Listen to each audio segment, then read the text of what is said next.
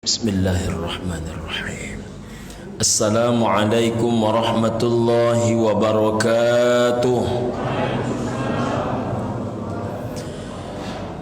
Innal hamdalillah salatan wa salaman ala rasulillah. Ashhadu an la ilaha illallah wahdahu la syarikalah wa ashhadu anna Muhammadan abduhu wa rasuluhu la nabiyya ba'dah. Allahumma salli ala sayyidina Muhammad wa ala alihi wa ashabihi wa mawala. Amma ba'du.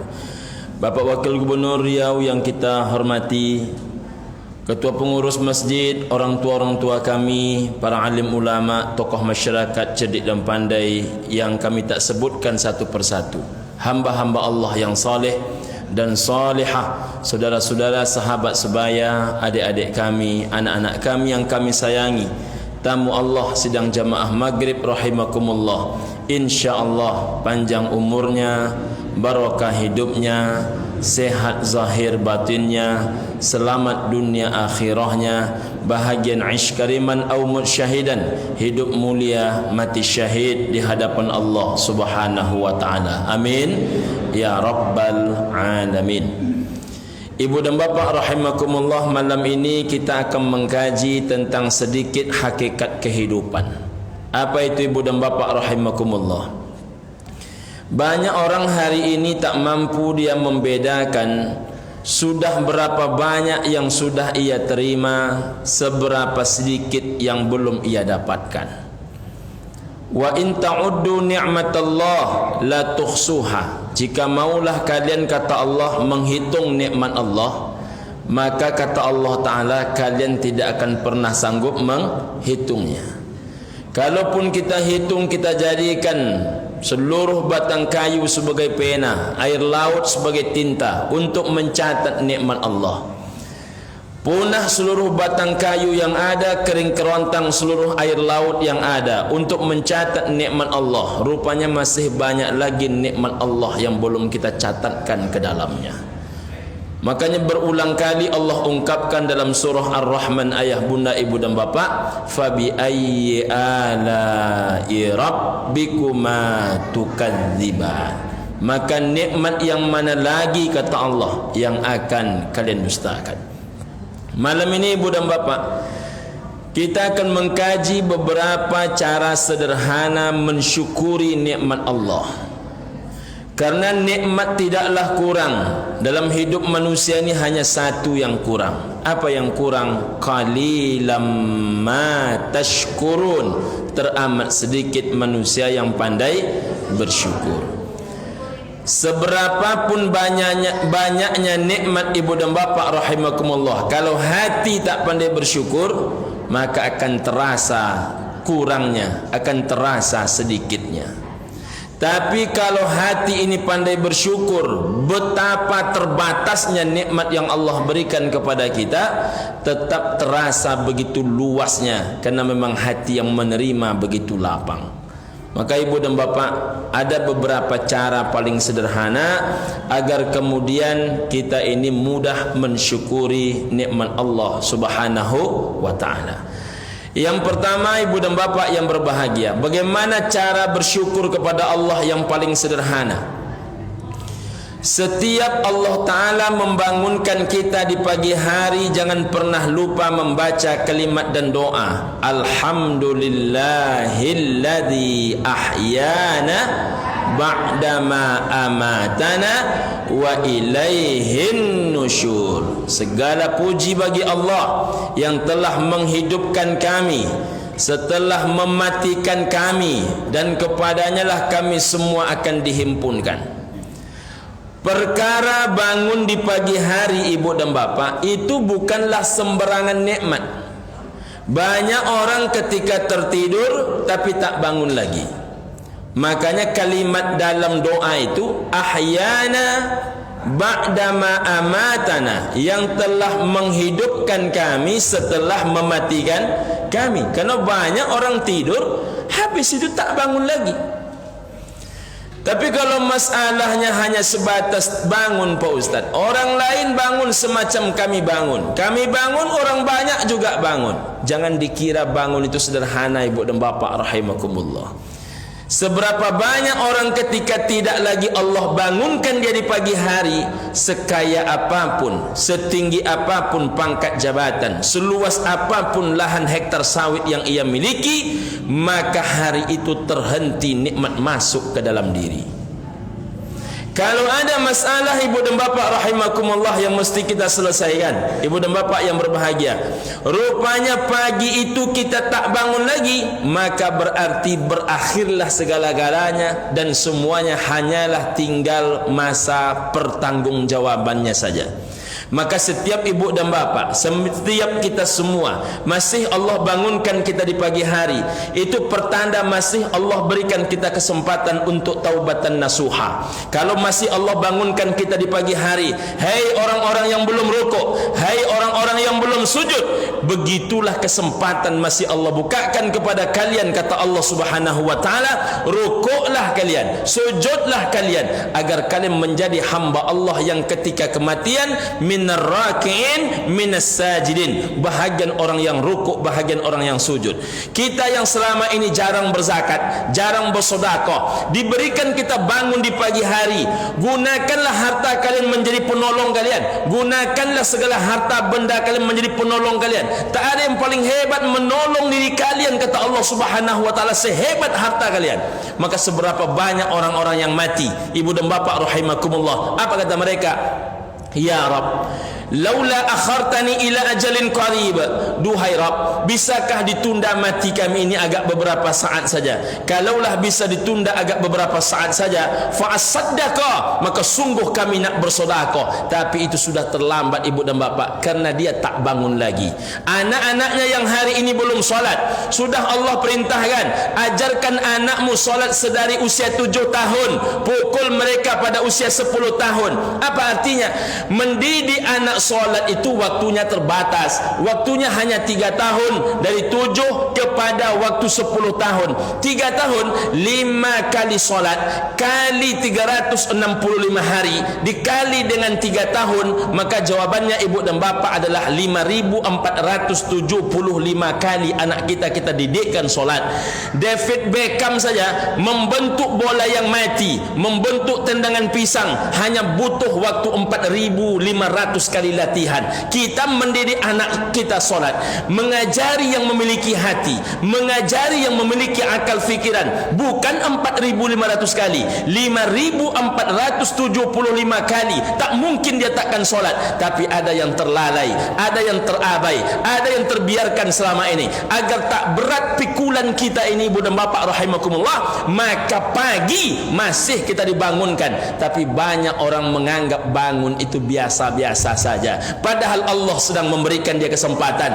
Didik anakmu sebaik-baiknya. Tidak engkau tengok seberapa banyak orang-orang lain, ayahnya soleh, ayahnya alim, ibunya orang pengajian, ayah emaknya orang masjid, tapi ketika mati ayah bundanya, anak-anaknya satu pun tak pandai untuk menyelenggarakan jenazah ayah ibunya. Jangan kau biarkan badanmu macam itu. Didikmu anakmu hari ini, ajari anakmu hari ini, selesaikan bagaimana mereka agar bisa menjadi imam di antara orang yang banyak. Jangan engkau hanya bolak-balik tak tentu arah. Maka aku beri engkau kesempatan, kata Allah, bangun engkau hai hamba Allah. Maka bangunlah kita di pagi hari. Maka ibu dan bapa rahimakumullah, bangun itu bukan main-main. Yang hari ini punya hutang, tiap malam ia tahajud, mestinya masuk syurga, belum bisa masuk syurga kalau dia punya hutang. Hari ini dia tiap waktu datang ke Masjid Nur Yakin, tapi dia punya hutang, tidak dia bayar-bayar. Maka kemudian Allah katakan, hei hambaku, engkau ni seorang ahli ibadah, solatmu terjaga, tahajudmu terjaga, puasa sunat Senin Kamismu terjaga. Tahukah engkau asyraful maut mautus syuhada, semulia-mulia orang mati adalah orang mati syahid. Tertumpah darah orang mati syahid di mana tempat tinggalnya di dalam syurga sudah dia ketahui. 73 orang keluarganya boleh dia bawa masuk ke dalam syurga, tapi mereka tak bisa masuk syurga kalau mereka punya hutang. Maka tahajudmu, solat berjamaahmu menjadi sia-sia kalau engkau tak membayar hutang. Bangunlah engkau pagi ini, kata Allah. Maka bangunlah kita ibu dan bapa rahimakumullah. Maka bangun di pagi hari itu bukan nikmat sembarangan nikmat. Maka ibu dan bapa rahimakumullah, dikala kita bangun di pagi hari, ucapkanlah sekali lagi, alhamdulillahilladzi ahyana ba'da ma amatana wa ilaihin nusyur. Termasuk kita yang punya dosa besar ibu dan bapa. Ada yang kadang-kadang nak bertaubat tunda. Asal mendengar pengajian terbuka pintu hati sikit, tak datang lagi ke masjid, terkatup dia balik. Dengar pengajian lagi, terbuka dia balik. Habis itu terkatup dia balik.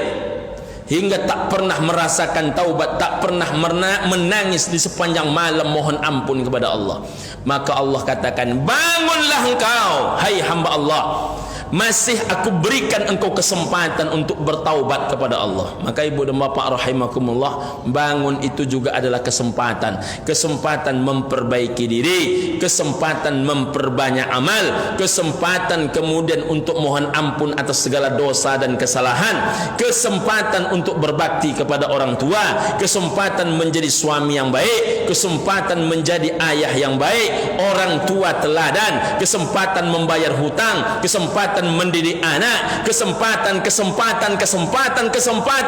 Dua nikmat yang paling sering didustakan oleh umat manusia, ayah, bunda, ibu dan bapakku rahimakumullah. Apa dua nikmat yang paling banyak didustakan oleh umat manusia? Nikmat kesehatan dan nikmat kesempatan. Maka bangun di pagi hari itu kesempatan, jangan pernah disia-siakan. Ini yang pertama ibu dan bapak hadirin wal hadirat rahimakumullah. Yang kedua, bagaimana cara bersyukur kepada Allah paling sederhana? Perbanyaklah melihat yang ada daripada banyak memikirkan yang tiada. Perbanyaklah melihat yang ada daripada memikirkan yang tiada. Ibu dan bapak, seberapa banyak pun yang tiada yang hari ini kita dapatkan, sebetulnya kalau kita mau menengok baik-baik, yang kita terima sebetulnya jauh lebih banyak lagi. Jauh lebih banyak lagi. Suatu kali ibu dan bapak, mohon maaf kalau contohnya kurang berkenan. Seorang bapak dalam perjalanannya mendorong Vespa buruknya, ibu dan bapak rahimakumullah, karena Vespa buruknya ini dalam keadaan kehabisan minyak. Lalu dia berhentilah di sebuah bengkel yang di situ ada tempat pengisian minyak. Rupanya lewatlah seorang temannya yang kaya raya. Kawan ini memakai mobil mewah. Rupanya kawan yang lewat ini orang yang tidak pernah lupa kacang kepada kulit. Ditengoknya kawannya sedang susah, ibu dan bapak, langsung dipinggirkannya mobil. Ibu dan bapak rahimakumullah, apa kata dia? Mau kemana? Mau mengisi minyak. Tapi itulah kondisi saya hari ini. Cerita panjanglah ibu dan bapak. Yang satu menceritakan susahnya, yang satu berusaha untuk menghibur. Lalu orang yang bercerita susah ini mengatakan kawannya ini sedang bahagia, sedang baik-baik saja. Apa kata yang sedang hidupnya susah ini kepada orang yang tadi hidupnya kaya? Kamu enak. Di mana enaknya? Pangkatmu tinggi. Lalu jabatanmu tinggi. Lalu duitmu banyak. Lalu namamu harum. Lalu semuanya orang kenal dengan dirimu. Coba bandingkan dengan saya. Padahal dahulu yang juara kelas saya, kata dia. Yang juara justru yang hidupnya susah. Engkau dulu banyak merah ya, tapi itulah rezekimu, kata dia. Hari ini engkaulah yang memegang kekuasaan, jabatan, harta banyak lain sebagainya. Apa kata kawannya tadi? Cobalah engkau ingat-ingat, mana lebih beruntung kita. Aku ini walaupun kaya, walaupun jabatanku tinggi, harta bendaku banyak, tapi ada satu yang tak Allah beri kepada aku. Perusahaanku 4, tapi anakku tidak diberikan oleh Allah Ta'ala. Engkau walaupun susah, pangkatmu tak ada, jabatanmu tak ada, duitmu tak ada, anakmu banyak. Lalu orang yang tadi punya anak, hidupnya susah, berkata, apalah hebatnya anak? Kalau aku punya anak, orang lain lebih banyak anaknya. Lalu apa kata kawannya? Kalau menurutmu tak hebat banyak anak, sini 4 anakmu aku tukar dengan 4 perusahaanku. Kalau itu tidak bisa ronco. Jadi ibu dan bapak rahimakumullah, ada yang kita terima, kita anggap itu sederhana. Ada yang tidak kita terima, malah kita minta. Suatu kali ibu dan bapak, kadang-kadang kita kasihan menengok orang, kadang-kadang orang itu kasihan menengok kita. Suatu kali ada seorang anak, usianya 5 tahun. Anak ini hafal Quran 30 juz. Ketika anak ini diuji hafalan Qurannya oleh syekhnya, maka syekh ini ingin memberikan dia hadiah terbaik. Setelah dia diuji, apa kata syekhnya? Anakku, apa hadiah yang paling engkau impi-impikan? Syekh akan kabulkan. Syekh ini membayangkan kalau anak ini mau berangkat umroh, diumrohkan. Kalau anak ini mau mainan, seberapapun mahalnya dibelikan. Pokoknya anak ini mesti dalam keadaan bahagia. Anak ini ibu dan bapak rahimakumullah, Allah berikan kekhasan, ada khasnya. Apa itu? Mohon maaf, matanya tak bisa melihat. Ibu dan bapak, ketika syekh ini menawarkan hadiah kepada anak ini, apa kata anak ini? Syekh, dalam doa-doaku, aku hanya membaca satu doa saja. Apa doanya, nak? Duhai Allah, jangan pernah sembuhkan mataku. Jadi doanya apa? Ya Allah, jangan pernah sembuhkan mataku. Terperanjat syekh ini. Kenapa itu doamu wahai anakku? Bukankah lebih baik matamu melihat hingga engkau bisa menengok indahnya alam ini, indahnya ciptaan Allah ini? Apa kata si anak lugu 5 tahun ini? Duhai syekh, saya mendengar banyak orang yang mata zahirnya melihat, tapi mata hatinya mati. Biarlah aku memiliki mata zahir yang mati, asalkan mata hatiku hidup.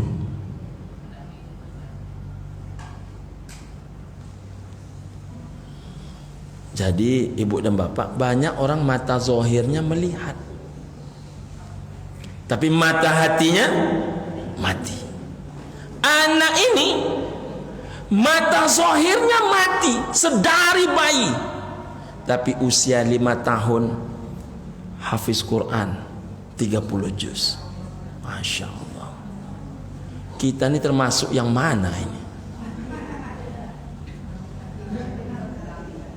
Saya ketika membaca ini Pak Wagub menangis, saya menggigil, saya menangis. Ketika itu saya nak ceramah di salah satu hotel di Padang. Ada kumpulan pengusaha-pengusaha muslim di Padang. Waktu itu saya menjadi salah satu pimpinan perusahaan di salah satu perusahaan. Saya diminta memberikan ceramah di situ ibu dan bapak rahimakumullah. Saya penceramah kedua, menjelang selesai penceramah pertama, maka saya buka YouTube ibu dan bapak rahimakumullah. Saya temukanlah kisah ini. Saya menggigil menangis. Apa yang terpikir oleh saya? Apakah hamba ini termasuk orang yang nyala mata zahirnya, tapi mata hati hamba mati, duhai Allah. Jadi mata hati kita ini, ibu dan bapak yang tahu masing-masing. Setiap kita ini beda-beda ini. Kalau dapat tentu mata zahirnya menyala, mata hatinya, mata batinnya menyala juga. Kita kasihan menengok anak tadi, rupanya anak tadi kasihan menengok kita. Seberapa banyak orang yang mata zahirnya melihat, tapi ibu dan bapak, jangankan untuk menghafal 30 juz, menghafal ayat-ayat lazim pun tak mampu hatinya. Allahu Akbar. Apa yang salah dengan hati kita? Apa yang salah? Jadi ibu dan bapak, nikmat kita ini sudah banyak. Coba hitung berapa hebatnya nikmat kita ini. Di antaranya ibu dan bapak rahimakumullah, hari ini Allah hidupkan kita. Di antaranya hari ini Allah sehatkan kita. Di antaranya hari ini Allah kasih kesempatan kepada kita. Di antaranya hari ini yang paling penting nih, Allah rasakan kemanisan dan kelezatan iman dan Islam ke dalam hati kita. Adakah ibu dan bapak menengok ada orang hanya berangkat pontang-panting, pontang-panting, pontang-panting, untuk beristirahat pun tak ada waktunya. Jangankan sholat berjamaah, untuk istirahat pun tak ada waktu dia. Saking pontang-pantingnya, gara-gara mencari makan lupa makan. Gara-gara mencari makan hilang selera makan. Dia tak menikmati hartanya. Dia hanya mencari, mengumpul, menghitung. Itu yang kita bahas pada pertemuan dulu. Kenapa orang celaka itu diantaranya alladzi jama'a malan wa 'addadah, orang yang mengumpul menghitung, Karena banyak orang mengumpul menghitung itu memang kerjanya hanya mengumpul menghitung. Cari, kumpul, hitung. Cari, kumpul, hitung. Cari, kumpul, hitung. Terkumpul sikit, beli rumah untuk siapa? Untuk anak. Cari lagi, cari, kumpul, hitung. Cari, kumpul, hitung. Dapat sikit, beli sawit untuk siapa? Untuk anak. Cari, kumpul, hitung. Cari, kumpul, hitung. Cari, kumpul, hitung. Dapat sikit, beli mobil untuk siapa? Untuk anak. Cari, kumpul, hitung. Cari, kumpul, hitung. Cari, kumpul, hitung. Dapat sikit, beli tanah untuk siapa? Untuk anak. Untuk dia ada apa tidak? Tak sempat dia memikirkannya. Adakah lilin yang lebih lilin dibandingkan lilin satu nih? Selilin-lilinnya lilin itu sebelum padam masih meninggalkan sumbunya sedikit, masih tinggal sumbunya sedikit. Tapi ada orang ibu dan bapak rahimakumullah, saking menerangi orang sekitar, sumbu untuk dia pun tidak ada ibu dan bapak rahimakumullah. Sumbu untuk dia pun tak ada. Makanya banyak orang hari ini kalau kita tanya berapa rencana bapak, harta bapak menjadi penolong bapak setelah bapak mati, bingung dia jawab. Karena sudah menjadi lilin sebetul-betulnya lilin. Ini yang disebut dengan arang habis, besi binasa. Maka seluruh kekayaan dia hanya untuk orang yang dia tinggalkan. Anak yang soleh itu harapan. Anak yang soleh itu doa dan hajat beserta keinginan. Tapi makin berharap ibu dan bapak, anak ibu dan bapak mengingat, mendoakan ibu dan bapak rutin, bertumpu ibu dan bapak harapannya kepada mereka, maka lapangkan dan siapkanlah hati untuk kecewa. Tapi harta yang bapak ibu sedekahkan, itulah yang bapak ibu bawa mati.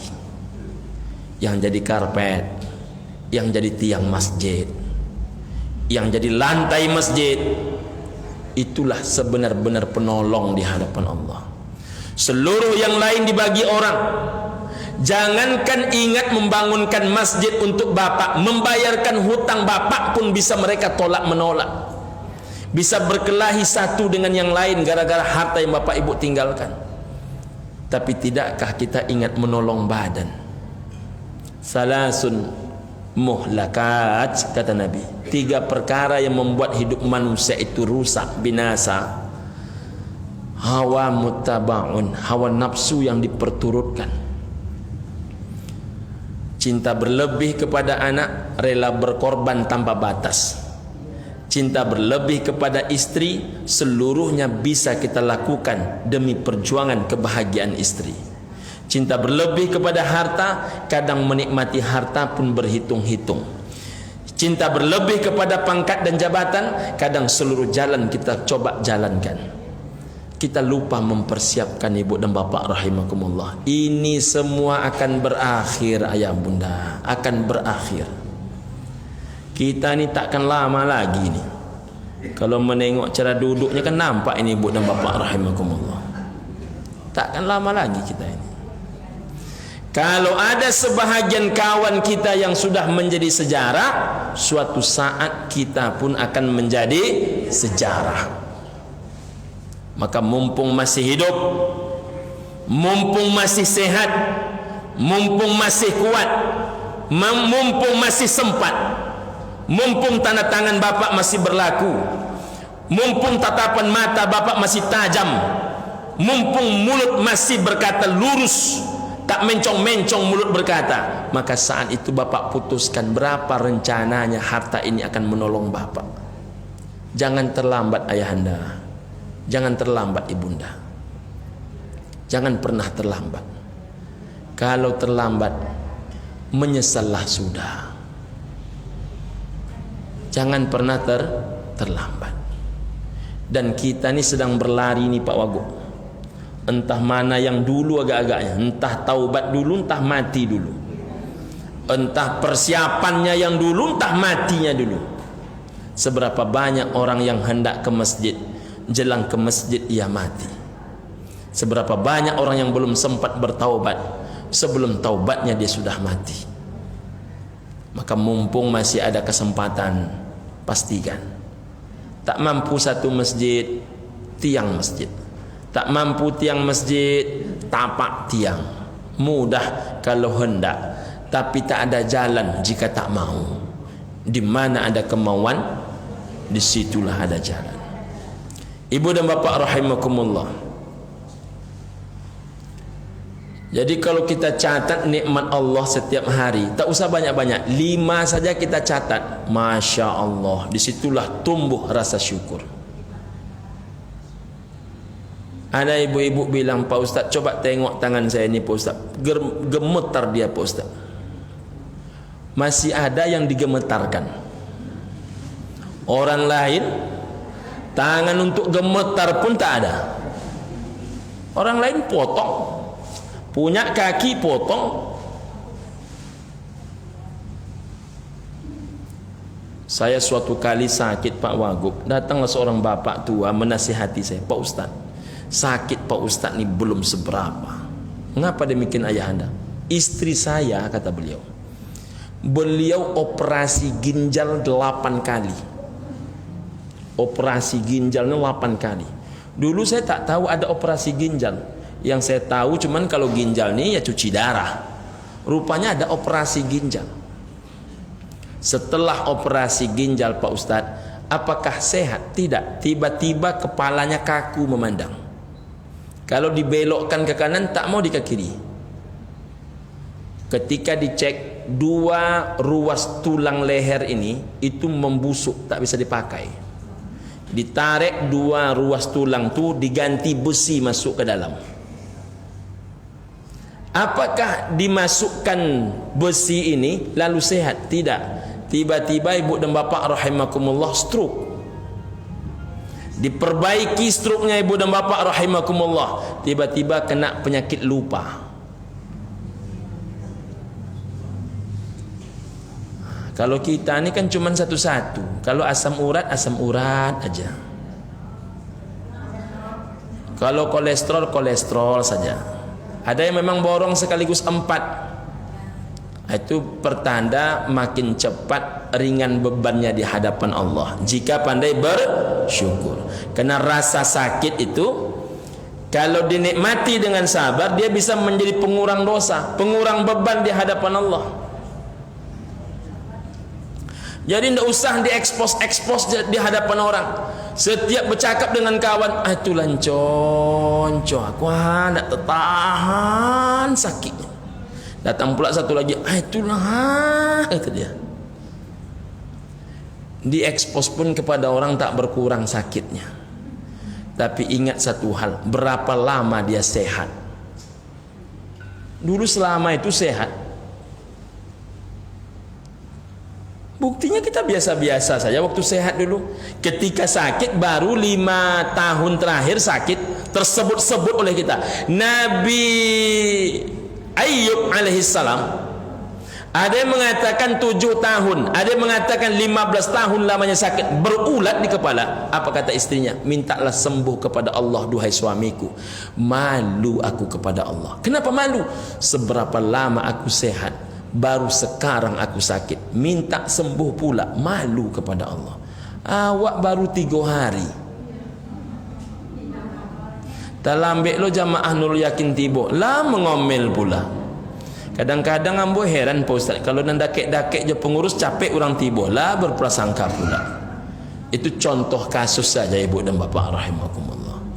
Padahal setiap rasa sakit itu, rasa sakit gundah gulana, risau kita menengok kondisi anak-anak kita, bahkan tertusuk duri sekalipun, semua itu bisa menjadi penghapus dosa.